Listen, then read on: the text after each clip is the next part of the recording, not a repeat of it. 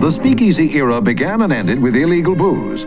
What the law denied was supply by rum runners and bootleggers, except when customs agents and local police occasionally put the collar on the criminals.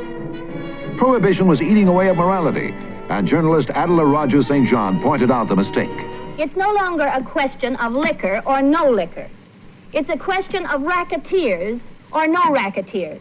It's no longer a question of temperance. It's a question of the success or failure of the 18th Amendment as an aid to the end of temperance. We believe that the 18th Amendment has failed, and failed badly. I'm a reformed prohibitionist myself. I hoped it was going to work.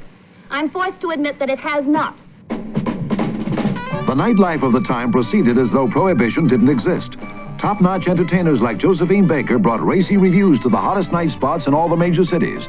It was the Roaring '20s, millions speeding through a mindless decade, running on forbidden fuel.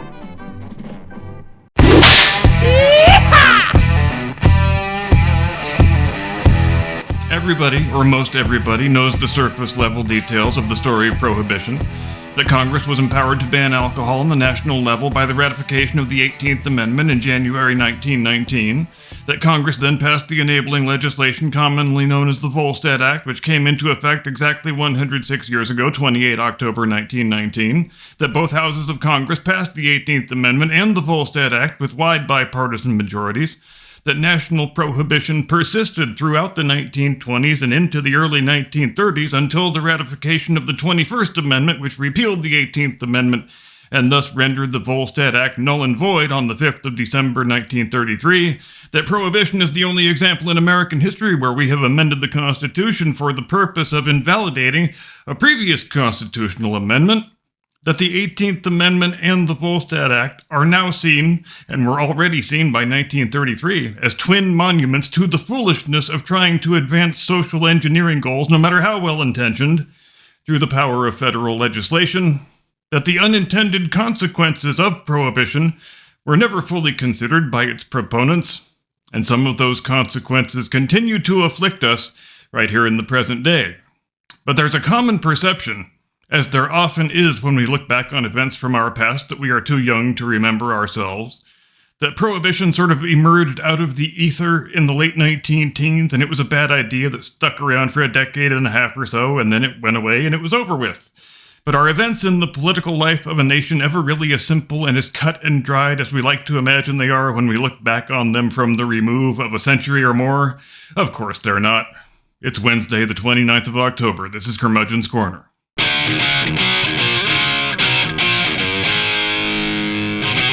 From high atop the battlements of Castle Curmudgeon, where we learned long ago that even the most rock-ribbed member of the Women's Christian Temperance Union is only one tankard of mead away from dancing on the table with her boobs out. Good afternoon, Mr. and Mrs. America and all ships at sea. Welcome to Curmudgeon's Corner. Let's talk about the Maine liquor law. Because the story of American prohibition as a national phenomenon, it sort of originates in the United Kingdom, but the British temperance movement that inspired the temperance movement here in the United States actually originates right back here on this side of the Atlantic in the state of Maine, which all the way back in 1851 passed the first statute in the history of the Western world that sought to limit the sale and possession and consumption of what were then referred to as intoxicating liquors.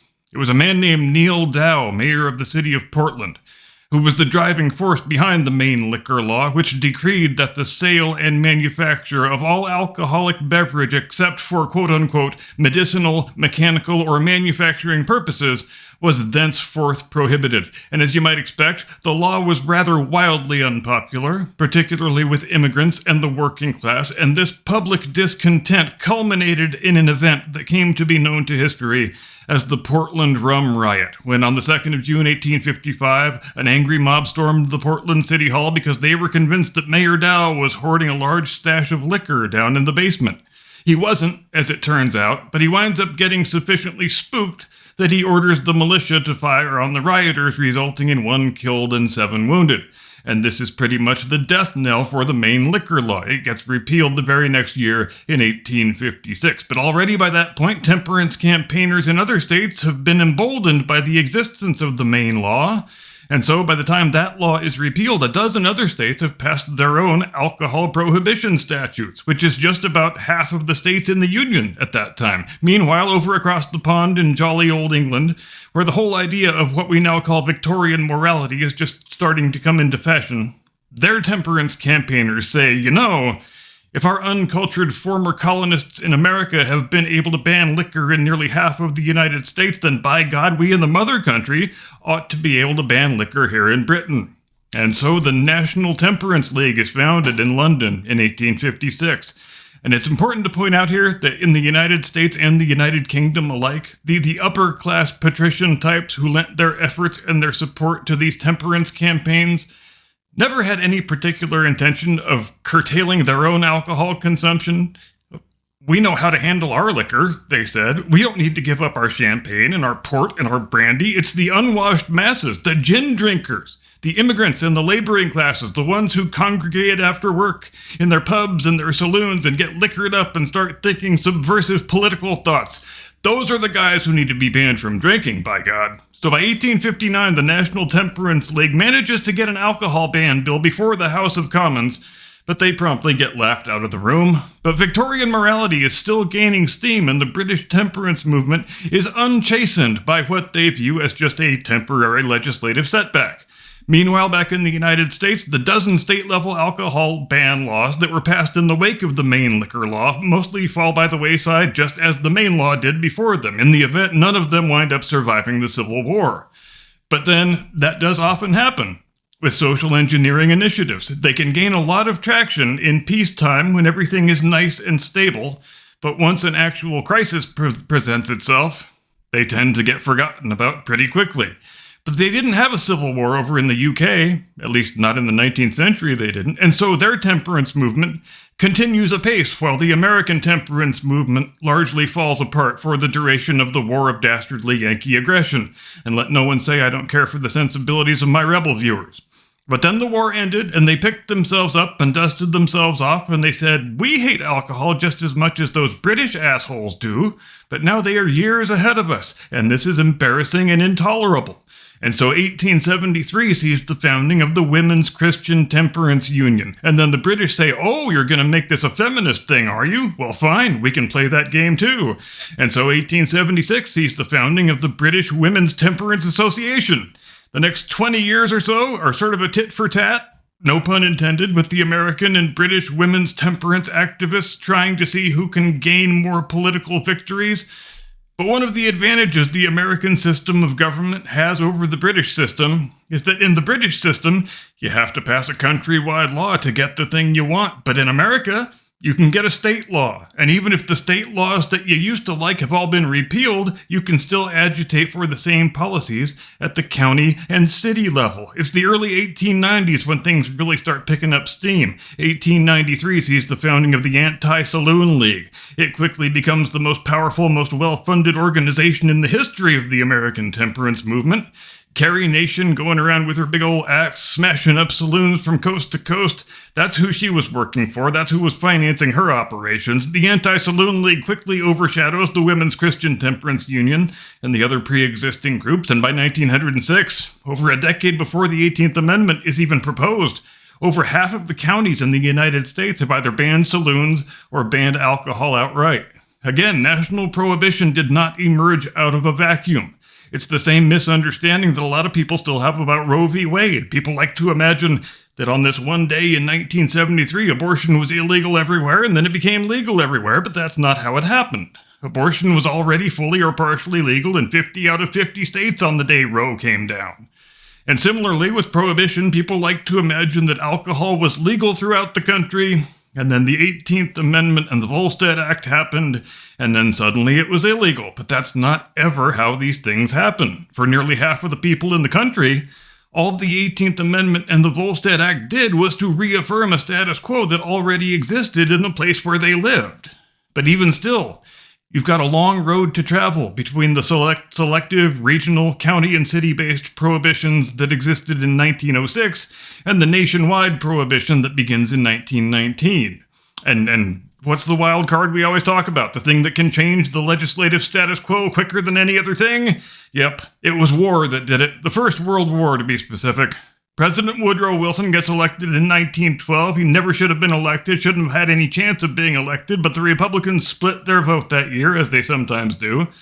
The same way we got Bill Clinton, after all, so he gets elected. And he runs for re-election in 1916 on a platform of, he is the man who kept us out of the war. But he didn't want us to stay out of the war. In fact, he was looking very doggedly for an excuse, any old excuse, to get us into the war. And it only took him less than a year into his second term to convince Congress to declare war on good old Kaiser Bill and his marauding Teutonic hordes. We've got to make the world safe for democracy, he said, so let's go kill us a shitload of Germans. And what do you do when you're trying to get the country in the mood for killing Germans? Well, you run a big propaganda ad campaign about how Germans are a bunch of filthy subhuman savages who urgently need to be killed. And for the Anti-Saloon League and the other temperance campaigners, they saw this as a unique political opportunity that might never present itself again. We've got a chance to get everything we've always wanted here, but we can't go whole hog right off the bat. We need to get there with a series of little baby steps, so here's what we're going to do. First, we will agitate for the passage of the Lever Food and Fuel Control Act of 1917. This is a law that bans the use of food, fruits, food materials, or feeds for producing distilled spirits for beverages. In effect, it temporarily shuts down distilleries across the country to free up grain for food and military supply. Second, we will agitate for the passage of the Wartime Prohibition Act of 1918. This is a law that builds on the foundation of the Lever Act and bans the manufacture and sale of all intoxicating beverages, including beer and wine, effective July 1st, 1919. And sure, the law winds up not even taking effect until a few days after the signing of the armistice. The war is already over. The law's got no reason to exist at all. But we'll pretend it's only going to stay in place until all of our forces have been fully demobilized. But now we've got 1.5 feet in the door. We are so close to the thing we have always dreamed of, and the only thing we need in order to seal the deal is a little bit more good old-fashioned anti-German ethnic bigotry. Because do you know what we've noticed, Mr. and Mrs. America? We've noticed that all the most popular beer brands here in the United States are German-style lagers with disgustingly German-sounding names. Like Budweiser and Stroh's and Krantz and Lowenbrau. And what are we here? A bunch of filthy enemy sympathizers? So yes, it was anti-immigrant, anti-German sentiment that wound up being the thing that got national prohibition across the finish line. And it goes a long way toward explaining why the 18th Amendment and the Volstead Act passed with such broad bipartisan majorities in both houses of Congress. Because we know how these things work. Damn it, I am up for re-election next year, and if I vote the wrong way on this thing, my opponent will be able to accuse me of being a dirty German sympathizer, so I can't do that.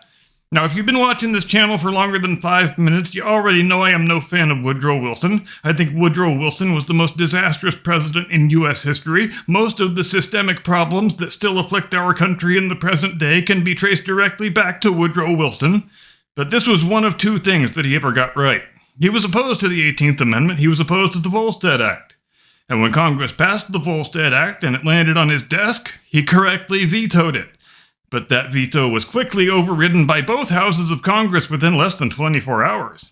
So what's the bottom line moral of the Prohibition story? Well, you might sum it up like this. In our desire to inflict punishment on German-American beer makers, we wound up unwittingly turning Italian-American gangsters into some of the richest, most powerful men in the world, and creating organized crime syndicates that remain fully sufficiently influential here in the third decade of the 21st century that they have just managed to turn the National Basketball Association into their own personal ATM machine. So if nothing else, I guess it was a victory for multiculturalism. I'm done, that's all I've got. This has been Curmudgeon's Corner for Wednesday, 28 October 2025. Thanks very much indeed for watching. See you next time. Get off my lawn.